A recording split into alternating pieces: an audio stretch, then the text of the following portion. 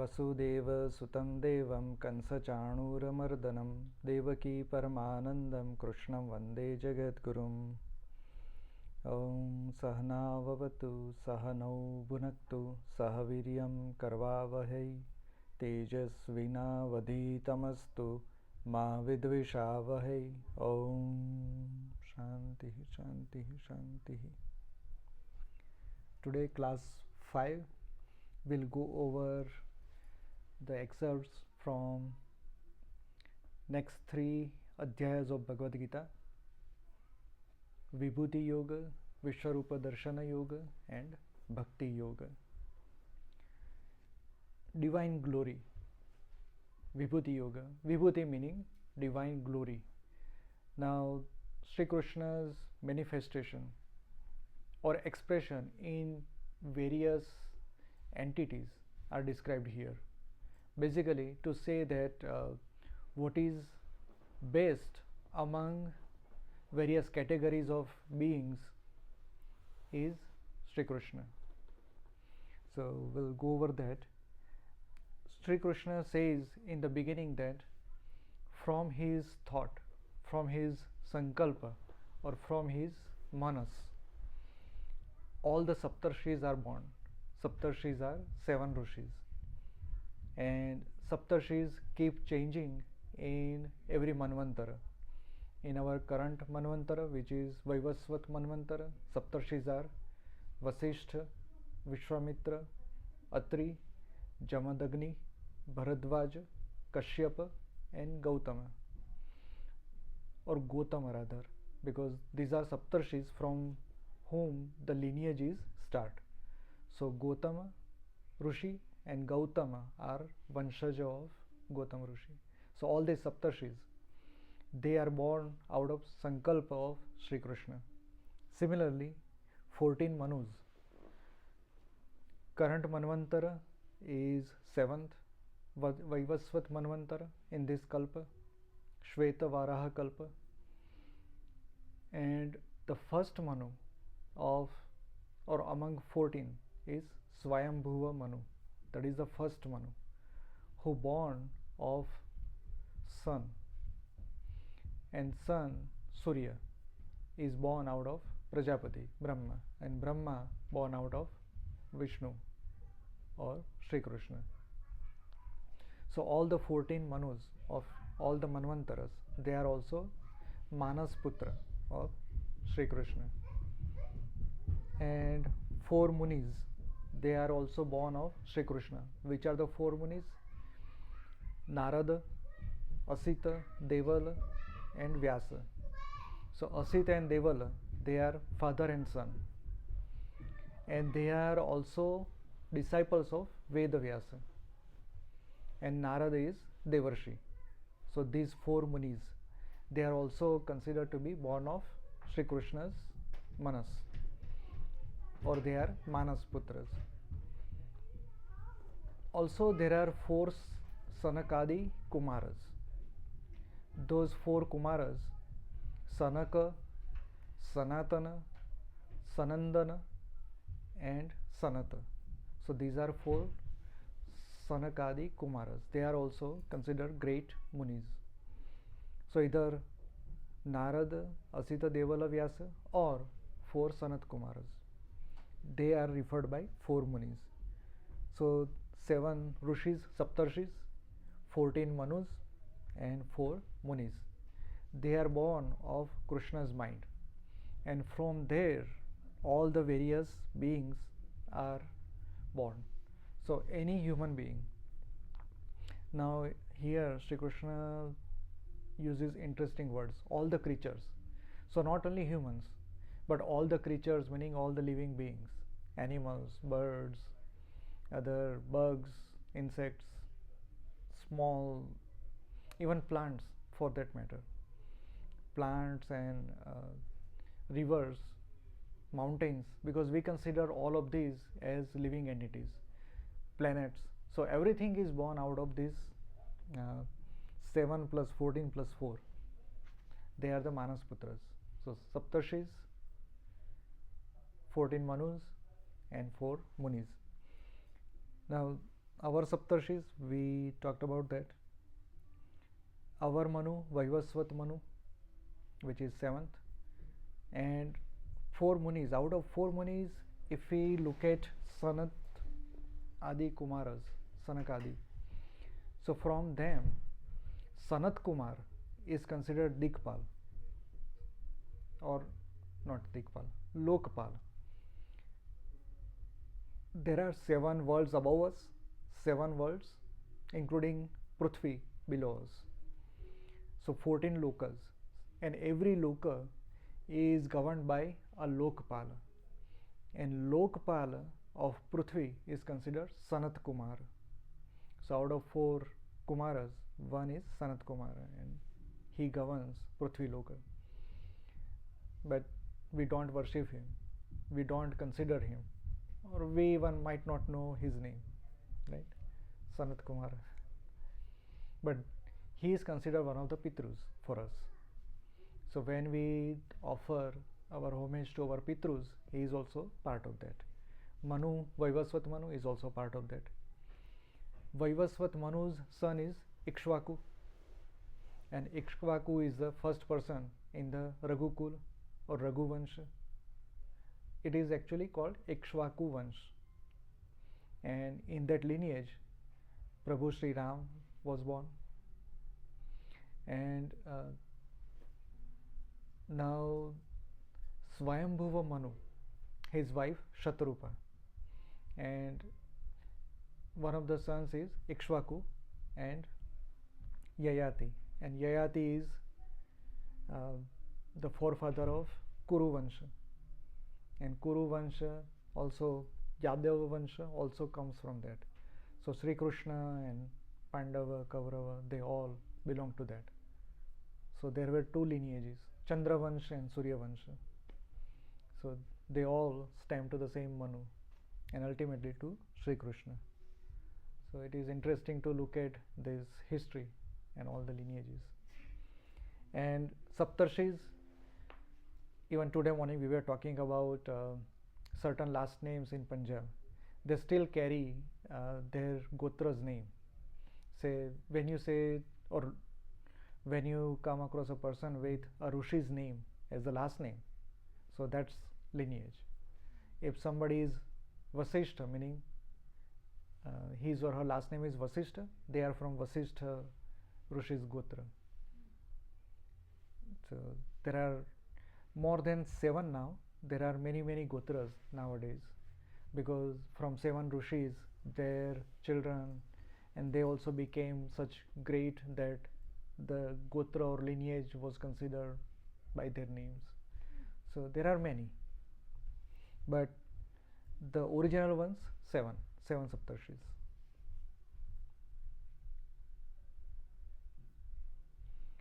Now Sri Krishna says, okay, my divine glory is good enough, but why we should know this divine glory? Because if we don't consider somebody at the topmost position, we usually do not bow down. That's human nature. That's our ego. If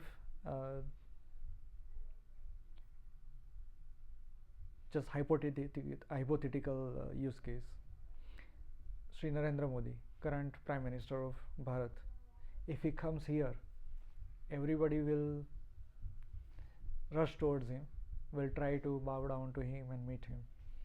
But think about 30 years back, he was just a Karyakarta at that time.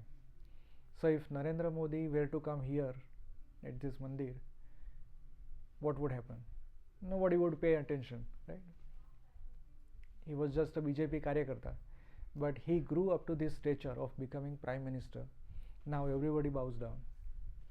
So that's why Sri Krishna says that all these glories, divine nature, is because people can have faith, people can have devotion.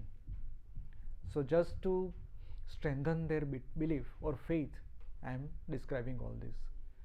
So Sri Krishna says, but for a devotee, for a bhakta, it really doesn't matter. He or she doesn't care whether I have this glory or I am that vibhuti or not. The attributes of a devotee would be intelligence. Intelligence does not mean higher IQ, well balanced IQ, I would say, which is EQ, emotional quotient, in today's terms. So if somebody has buddhi, intellect, but if it is not used in the devotion, what's the use? That buddhi is just for worldly pleasure or for ego of somebody. But what is beyond that? What's the use of that? Maybe as a scientist, he or she might invent something. As a sports person, he or she may win certain games. As a politician, he or she might have some rules or some legislation that might affect multiple people. But it really doesn't matter for Ishwar if that buddhi, that intellect is not used to be on the path to God, it is of no use. So a true devotee, his or her intellect will only be used for Ishwar, for Sri Krishna. Joy and sorrow, equanimity. Whether it is joyful condition, whether it is painful condition, doesn't matter. Those are all part and parcel of life. We cannot be joyful all the times. Nothing can keep us happy all the time. Nothing can also keep us in painful state. That's we all experience. Somebody would say, oh, my life is miserable, I always feel dejected, I always feel wrong. But does it happen all the times? No. Maybe certain times, and we just put our focus on those times only, but we forget rest of the good things. Similarly, good things or joyful state, that also doesn't last forever. Say we win a lottery, just for the sake of it, or we got number one place in some event, we got number one place in some examination, or we completed our PhD degree. These are just the examples. But after achieving that, can we keep that same joy forever? No. It just vanishes very next second. So joys and sorrows, they are part and parcel of the game. So just enjoy. Even pain can be enjoyed.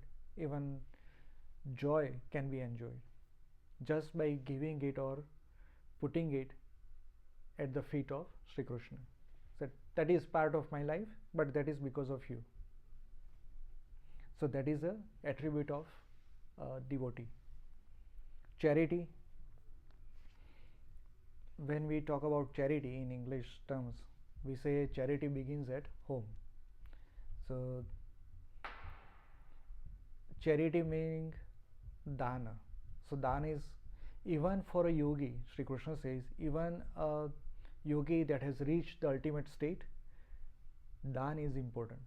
Because when you offer something that you possess to somebody else, that lessens your ego, your ahankara reduces. So it is always good to give to others. It can be vidya, knowledge, it can be food, it can be money, it can be clothes, it can be your house, it can be any material that you have possessed in your life. Material does not stop at physical level, it can also be mental. So let's say I mastered a language or I mastered an art. So if I do not share with others, now when I share, if I expect money in return, that is not done.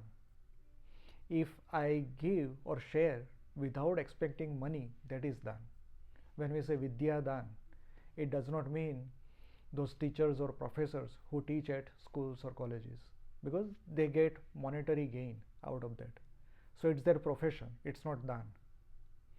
Dan is clearly whatever you achieved, whatever you learned, if you share with others without any gain or without any expectation of return, that is dan. So let's say I donate my worn out clothes. Why do I do that? Because others will wear it, or whether I want to feel good about it. So if we want to feel good about donating, it's not done.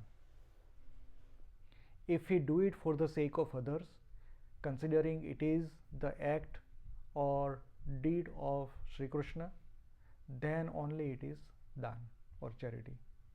And we, in the Kathopanishad class, we have seen that Nachiketa was telling his father that you are donating all these cows who are old, don't give milk, and they are like very thin, undernourished, and you donate all these thousands of cows. What's the use? It's not donation. So similarly, whatever we give, if we expect something in return, that is not done. So that's what Sri Krishna says. So a true devotee does it for the sake of me, does it for the sake of love for others, considering others are also Sri Krishna. Then knowledge. Knowledge does not mean I know quantum computers or I know how rockets fly. That's not the knowledge, that is the worldly knowledge. But what knowledge Sri Krishna talks about here is the knowledge that takes one closer to Sri Krishna, to God. That is knowledge. Rather, it would be Brahma Vidya, a Vidya that unfolds or uncovers Brahma, uncovers the attributes of God, Sri Krishna, or any God you like, or any label you want to give. Ultimately, the Paramatma or Parameshwara, Parabrahma. That is knowledge, or that is Vidya. And a devotee has that attribute. Birth, death. Now, this is the cycle. For a devotee, it does not matter whether devotee gets moksha. Moksha is liberation from this cycle, death and birth. For devotee, it doesn't matter. It's God's wish. If he or she has to take birth and just doing all the devotion all the time. A devotee, many times there are some examples in our history. Devotees does not seek liberation from God. The devotee says, Prabhu, give me new birth so that I can keep singing your glory all the time and share with others. That's what they ask. For them, Sri Krishna's name is more important. Spreading that name is more important than their individual moksha. They consider individual moksha a very selfish thought. For them, birth and death does not matter.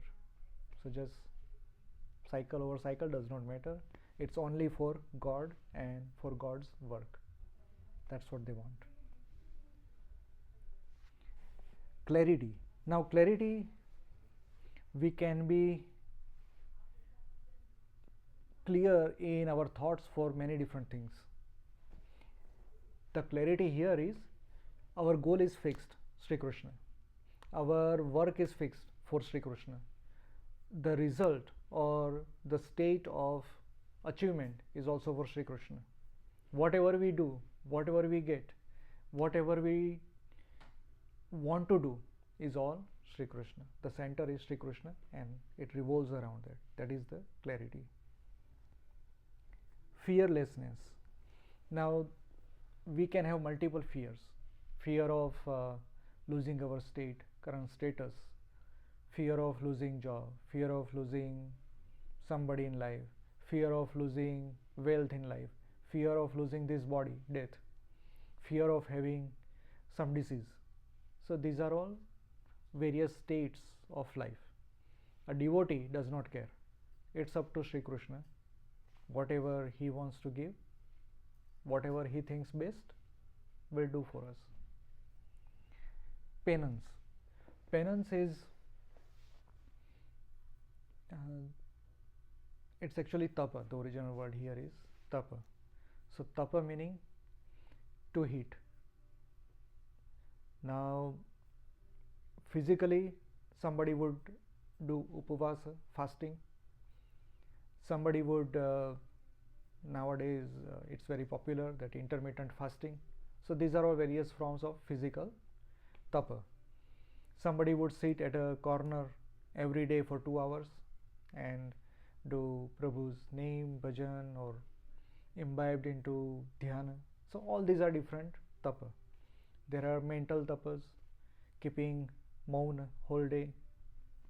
So various forms of tapa, because that is important for controlling our mind. Our mind can be controlled, and then only it can be focused or channelized to a particular goal, which is Sri Krishna. Forgiveness. Forgiveness is very important for bhakta, because if there is no forgiveness, let's say somebody has done something bad to the devotee does not indulge into this, that effect, does not live with that forever. He or she just moves on, because life is too short to attach to all these shallow things. So they do not care. Non-violence. Now what is non-violence? Let's say somebody says that I am vegan, I live on plants only. Does that mean that person follows non-violence? Versus somebody who eats meat because he or she cannot live without meat. So that meat eater, let's say lion cannot eat grass. It has to kill deers and other animals and live. So does lion follow non-violence? Does a vegan person follow non-violence? No. Jivo jivasya bhojanam. If we eat plants, the plant also has life. So we kill those plants and eat. So what is non-violence? Non-violence is something that you can avoid and still you do it. That is violence. Let's say a lion cannot live on grass. Lion has to kill one animal a day or something like that. Now if lion kills one animal a day, that is non-violence, because lion needs to survive and needs to survive on meat of some animal. But if one day lion decides to kill 10 animals just for pleasure, 1 for eating and 9 for pleasure, to see that how he or that lion can kill, so that is violence. If he kills somebody just because it's dharma of lion's body, that is not violence. But in what can be avoided, if that is done, that is violence. Even we breathe, every breath kills millions of virus and bacteria. We don't know, we are not aware, but every breath going in and out kills millions of viruses and bacteria. But we cannot live without breathing, so that is not violence. So again, it goes back to what you think. Whether you did something to survive or did something for pleasure. If that act is done for pleasure, that is violence.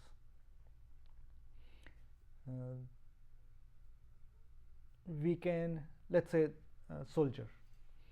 They are serving at the border, and the war broke out. So now, if soldier kills enemy soldier, that is not violence. But if the soldier one day, without any provocation, without any need, starts killing other enemy soldiers, that is violence. So what you can avoid and still do it, that is violence. Fame or defame. Again, somebody talks ill of you versus somebody praises you, does not matter for devotee, a bhakta. Bhakta always is imbibed into glory of Sri Krishna. Sri Krishna's fame, Sri Krishna's defame does not matter to that devotee. Truth is again very sensitive topic, because what is truth? What we consider as truth, if this is a TV screen, now is this real? Not at all. Every pixel just tries to show a particular color. What is seen on the screen, you see a PowerPoint slide, right? And there are many words written. But does TV care for that? No, TV just projects all the pixels in different colors, and that is coming from this device attached here. So what is truth here? The colors of the pixels or whatever the end result? Now let's say it shows some live program here. There is a havan going on in a different corner of the temple, mandir, and if we project it here on the TV, that live action, the havana happening, is this havana on the TV is real, or the havana appearing or doing or going on at the corner? Which one is real? So reality is relative. For us, if we are part of watching this TV and that havan is being projected here, for us the reality stops there. The actual havan happening somewhere, it might be few seconds earlier in the past, because the capturing that action, projecting or sending those signals over this TV and showing it here, there is a delay. There is couple of seconds of delay. So what is reality? It's very relative. Our reality versus the other's reality might be different.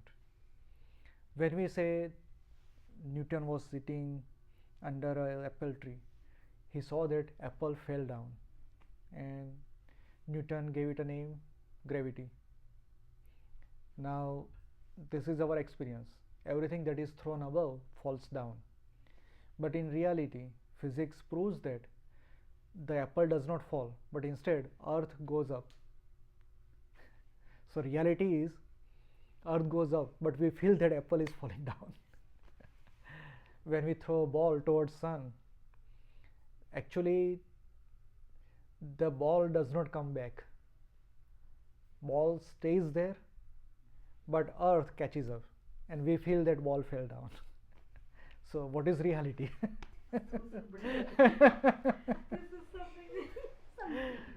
So if you study physics, it explains everything clearly. So what is reality, right? When we look at stars above sky, dark sky, we look at stars. Those stars are millions of light years away. What does that mean? Their current state versus what we see are different.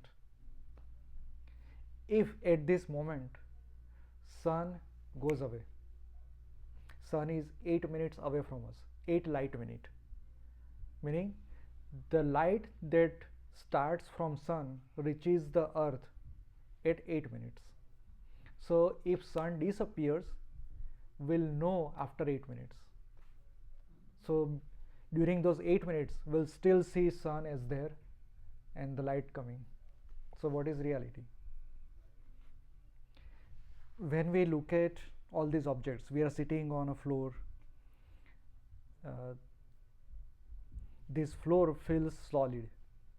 The floor carries us. If we try to hit, it will hurt. But in reality, if we look at using very sophisticated microscope, electron microscope, we'll see there are tiny particles. Those particles are such that their center versus first electron, it is even emptier than our solar system. If we change the scale, sun in the middle and earth and other planets. So consider sun as the center of the atom and various electrons as planets. So the first electron would appear farther from the pole. So that much empty space in every single atom. But we feel solid, it hurts. So what is reality? There is air around us, right? We breathe every second, we breathe in and out. But do we see, do we feel air? No. So what is reality? So Sri Krishna says, what is truth is what you experience. What you experience, if you say as is, that is truth.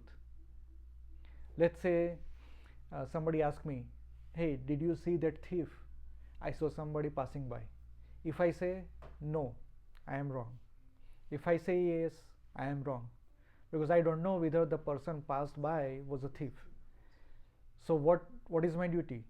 Being a devotee, I saw a person passing by. That is my truth. That is my truth. I don't know whether that person was a thief. I don't know.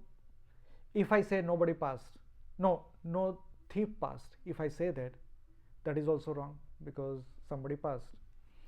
So describe what you experience, that is truth. Now again, if you look at the life of Sri Krishna, his life is full of many puzzles or many ambiguities. We get confused. When Arjuna was to kill Jayadratha, Jayadratha killed his son, right? Abhimanyu.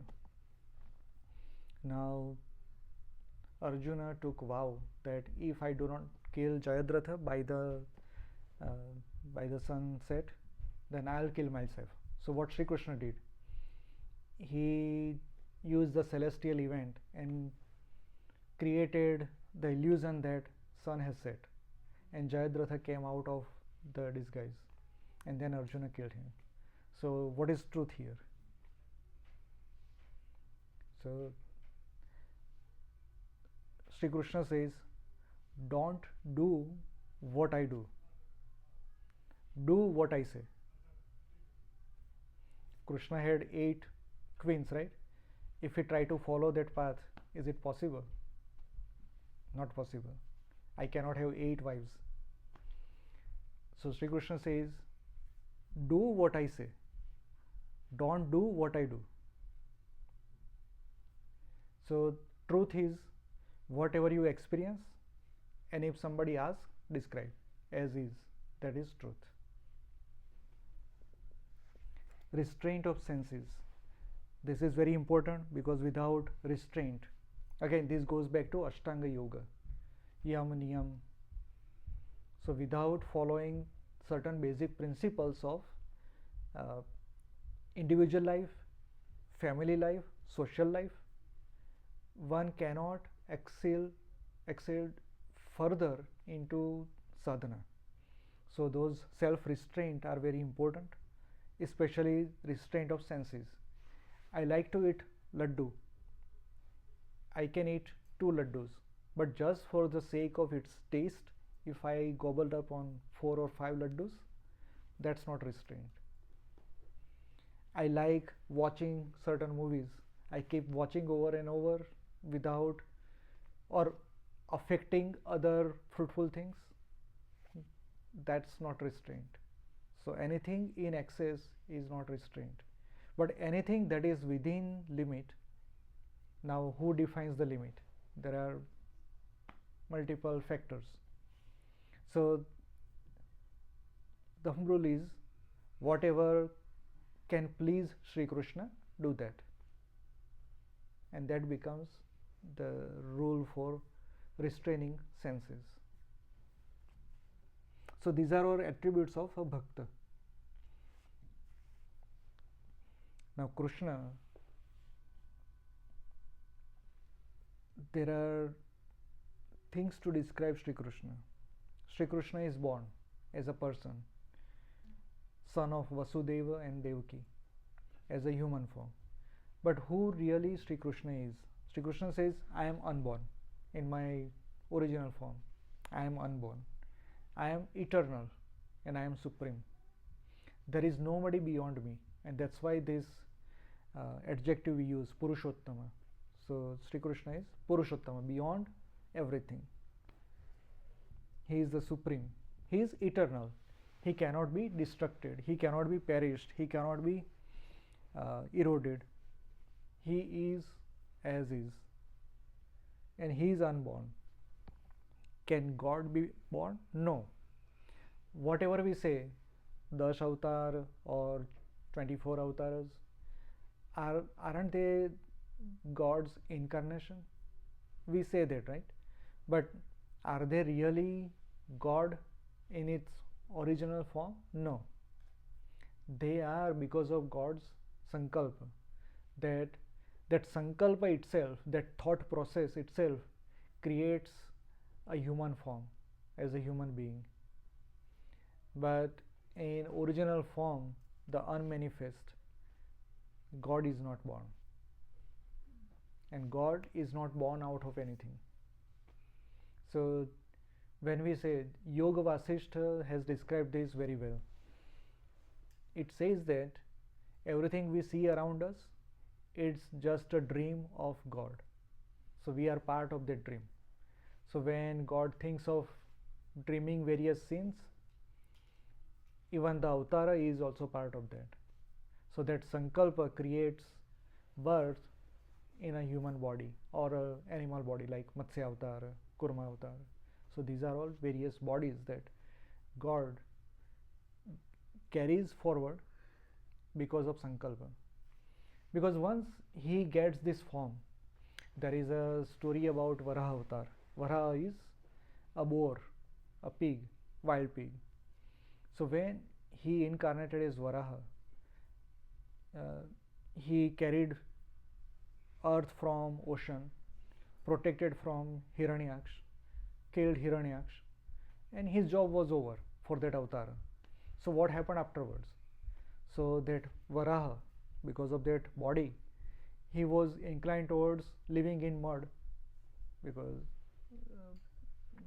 Varaha likes mud and filth. So he started living in that area, such kind of area, and he got a boar wife, he got many children like that, and he was happily living. Then all the gods, Indra, Agni, they got worried that Varahi is not coming back. What is happening? So they had a council, they decided that we must kill Varaha, ask him to come back. Your job is over. So Indra went there and killed Varaha with Vajra, and then he was liberated from that body. Similarly, Nrsimha avatar, after Nrsimha was born from that hot column, killed Hiranyakashipu, Prahlada worshipped, and everything went on well. But then Nrsimha, because of his form, he became very arrogant and started destroying things here and there. So again, gods went to Shivji, asked Shivji, do something, otherwise Nrsimha will destroy everything, because he is so fierce, he is so arrogant. So Shiva took a form of Sharabha. Sharabha is, if you look at pyramids in Egypt, there is a statue, Sphinx. Sphinx has mouth of a face of human and body of a lion. So that is Sharab. So Shivji took form of Sharab and went near Nrsimha and said, let's fight, because you are destroying everything. So let's see if you have enough strength to destroy me or defeat me. And Sharaba fought with Nrsimha and defeated Nrsimha. And then Nrsimha realized, oh, what am I doing? And then he left that body. So such are the cases. So even that thought of God takes birth or avatara. That avatara, when it takes that attribute, also is affected by that body. So it's not like when God is born, God has all the magical powers and does things here and there magically. Well, he is above and beyond a normal animal or normal human being, that's for sure, because that's his prayojana of that avatara. Whatever that avatara is meant for, he excels in that. But other things, they are governed by the attributes of that particular body. So even Sri Krishna, he had to leave his body just because uh, somebody sent an arrow. Uh, that arrow hit his ankle, and just that arrow pierced through ankle because of lot of bleeding. Because of that, he had to leave his body. So he was still under the influence of the human body. Even Sri Rama, he took Jal Samadhi in Sarayu. That's how he left his body. So these are all things that are, when we say God is unborn, God cannot be born. It's only his fraction, only from his ansha something is born. So the ultimate God or Paramatma or Parabrahma, nobody can know. Nobody can even imagine what he or she is. All the rest of the elements, all the 5 bhutas, Panch Mahabhuta, many different gods, many different even asuras, Rakshasa we call, all these universe, planets, humans, various creatures, everything is born out of Sri Krishna. Sri Krishna's divine glory is infinite. There is a big list given in this Dhyaya, Vibhuti Yoga. Among Shastradhari, people or persons who possess weapons, among them I am Sri Ram. So Sri Ram is the topmost Dhanurdhari. So that is Sri Krishna's Vibhuti. Among all the Agnis, all the fires, so there are various types of fires. Some come from your gas stove, some comes from candles, some come from Havan. So these are all various Agni, fire. Out of all these fires, I am Pavaka, which is the Havana. Vulcan also has fire. So out of all these various forms of fire, I am Havan Agni. Similarly, there are 12 months of the year. I'm talking about our lunar calendar. So Kartika, Margshirsha, Posha. So all these 12 months, among them Sri Krishna is Mrugashirsha, Margashirsha, which we call Magshar in Gujarati. Why Margashirsha month? Because it is usually fall into November-December time frame. This is the most pleasant time frame in Bharat, because there is not much heat, there is not much cold, there is no rain. It's the most pleasant time after Diwali, and that is the best month. And now here some archaeological history. In very next statement, Sri Krishna says, in month I am Margshir, but then there are 6 seasons. Out of 6 seasons, I am Vasanta, Kusumakara, spring. And we know that in Bharat, in current Bharat, Vasanta is in Chaitra. But Sri Krishna says Margshir month, Margshir month, and Vasanta Rutu. Now Vasanta Rutu rotates, keeps rotating across 12 months because of Earth's rotation. Earth's rotation is not steady. It's like a top. It wobbles. So because of that wobbling, the seasons move across 12 months. If we look at this cycle, Sri Krishna's time is approximately 5,000 years back. Before 5,000 years, Vasanta in Bharat used to be in Margshir month. And that's why Sri Krishna says, I am Vasanta and I am Margshir. So this is an indication that Sri Krishna was born 5,000 years back. One of the reasons.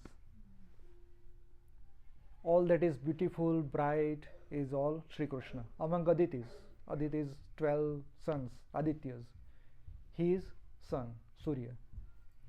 Among Vrishnis meaning all the Yadavas and Kauravas, he is Sri Krishna. Among Pandavas, he is Arjuna. Among Daityas, even Asuras, Rakshasas, Danavas, they are also part of Prabhu's glory, Vibhuti, because they are part of this very universe. So they are also part of Sri Krishna.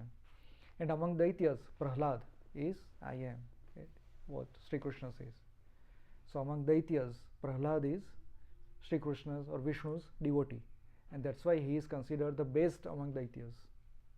Similarly, Baliraja. Baliraja is considered the best among Danavas.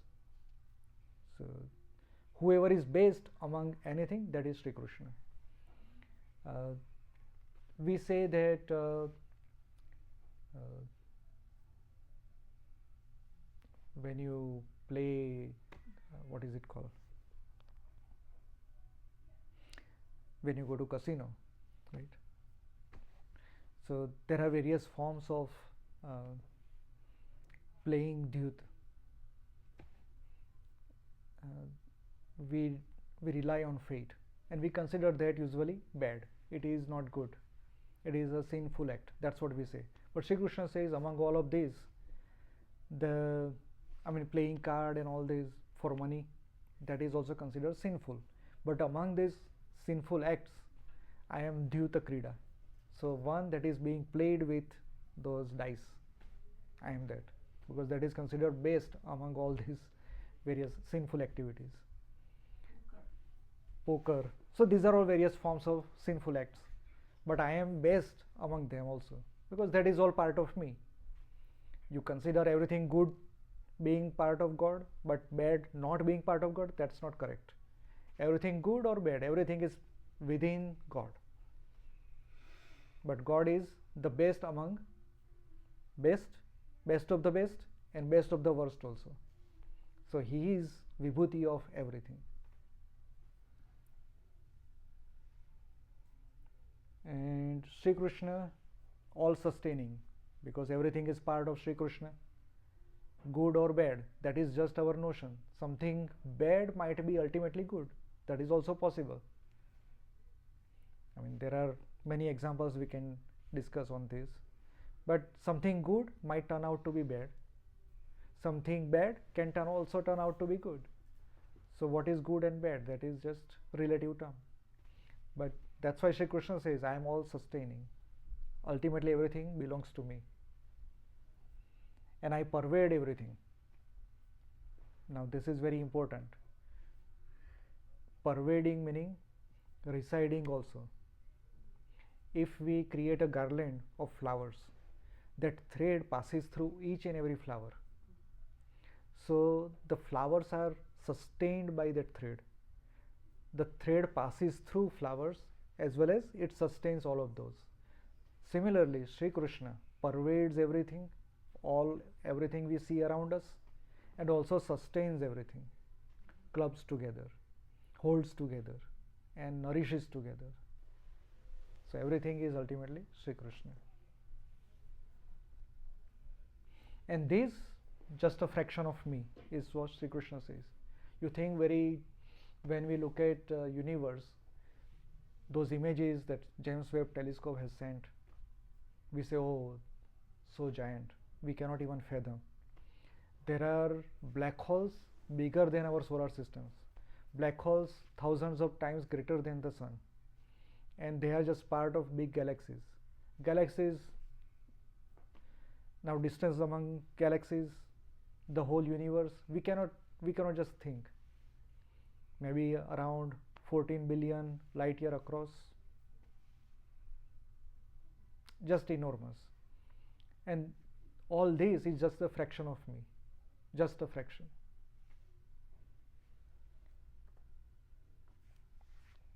Now in Sri Krishna's universal form,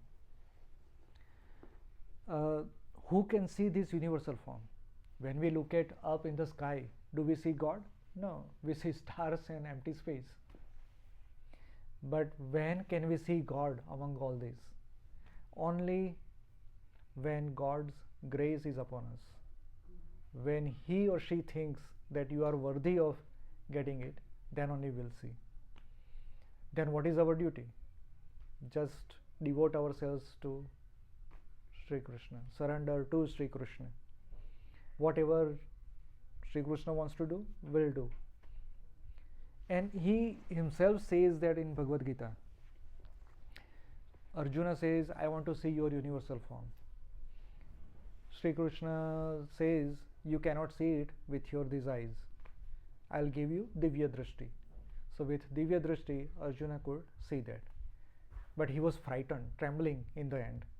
He said, Prabhu, come back to your normal form. Then Sri Krishna says, whatever you saw, nobody has seen before. All the great rishis, all the great kings, all the great devotees, they haven't seen. But you are the first one who saw that form. So Only Arjuna. After Arjuna, don't know. But there is just one example, Arjuna. And that was because of God's grace. He was worthy of seeing that. Even he had many births. Sri Krishna says in one of the adhyayas that you had many past lives, I also had many past births. You forget all of them, but I remember. But after so many births, Arjuna became worthy of seeing this form. That nobody, not even great rishis, Vasishtha, Vishwamitra, all these great, they couldn't see. All the gods, Indra, Agni, Varun, they also couldn't see. Even Hanumana did not care, but he did not see that universal form. Only Arjuna. Now God's grace removes all the delusion. This is very important. Then only one can see universal form. Now removing delusion. I just talked about what we see as reality is not real. Right? That we have air around us. This thing that feels solid is not solid at all. So these are all illusions. If we remove our illusion, we are just hanging in this universe. It's just fateful that earth is below us or touching us. It's not really touching. When I say I touch this floor, I am not touching it. Because if we look at microscope, the touch is, many micro level. I am not touching. There is still gap. But it feels like I touched it. So it is just illusion. When we remove all this illusion, then only we know universal form. Now, let me give you one more example. When I look at this TV, the TV exists. I see TV and everything. When I move away, it's quite possible that TV does not exist at that point. When I try to look at it, it comes back to form. That's what quantum physics is. When you want to observe it, observe does not mean by eyes, even touching, right? That is observation. Any kind of observation occurs, then only that form exists. If there is no observation, the form becomes universal. Hard to understand, hard to visualize, because that is universal form of God. When the delusion goes away, that illusion goes away, then only we can see the universal form. And Arjuna could see that. Very hard to fathom. We cannot imagine that. Let's say all three of us in this room looking at this TV. I move away. You two see the TV screen. For you, the TV exists. For me, it stopped being existence. So at the same time. At the same time, not looking at it does not mean that TV exists for you. It exists only for you because you are observing. Observing does not mean only you yourself. The air around us, this wall very much try to stick to it. So there are many different factors that are considered observance or observer. Now when there is no observer, the TV does not exist. When there is a single observer, the TV comes back to its form.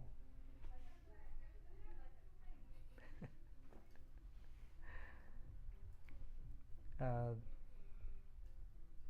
See, everything, all the solid objects or liquid and air, they are made up of particles. Particles are made up of tiny particles like electron, proton, neutron, and they are considered quantum particles. Now the quantum particles, they exist in the form we saw in the pictures or microscope, the solid balls kind of particles. They exist only because there is observer. If there is no observer, they become wave like, they become universal, and it is proved using many experiments, double slit experiments, or even using two distinct galaxies and using the laser waves. They proved that yes, they become universal in nature if there is no observer. So remove the delusion and you see God's universal form, and this form is beyond comprehension and daunting, and it's Mahakala. This Mahakala, this shloka is very famous. When Oppenheimer, the father of nuclear bomb, when the first experiment was carried out, he uttered these shlokas from Bhagavad Gita, that aham, that Kala, who has born to destroy everything. So he uttered those famous shlokas from Bhagavad Gita. So it's like that, that even if you don't kill all this Kaurava Sena, they are already got killed. I already am consuming all of them. So ultimately they'll be killed, with you or without you. But it's your choice, whether you want to be my instrument, you are my bhakta, whether you want to be instrument in doing that, become nimitta, it's up to you, it's your choice. And then Arjuna said, okay, I'll do it for you. Because he was a devotee, he was a bhakta, he could see universal form. He was fortunate to see that. So yes, we can end today's session here.